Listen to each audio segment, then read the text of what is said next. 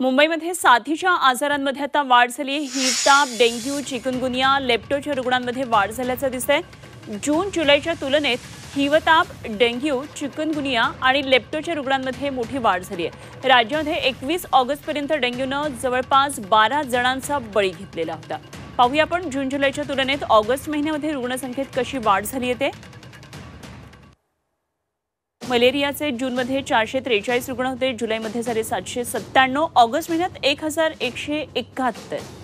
डेंग्यूचे रुग्ण जून महिन्यात 93 होते, जुलैमध्ये झाले थेट 535 आणि ऑगस्टमध्ये दुप्पट वाढले 1013।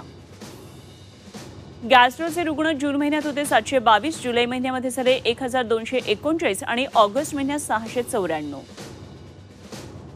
लेप्टोचे रुग्ण जून महिन्यात होते 28, जुलै महिन्यामध्ये झाले 141 आणि ऑगस्ट महिन्यामध्ये झाले 272। तर चिकनगुनिया जून महिन्यात एकही रुग्ण होता, जुलै महिन्यात झाले 25 रुग्ण आणि ऑगस्ट महिन्यामध्ये ही संख्या थेट झाली 164। कावीळचे जून महिन्यात 99 रुग्ण होते, जुलै महिन्यात 146 झाले आणि ऑगस्ट महिन्यामध्ये 169। स्वाईन फ्लू जून महिन्यामध्ये 10 रुग्ण होते, जुलैमध्ये झाले 161 आणि ऑगस्ट महिन्यात 170।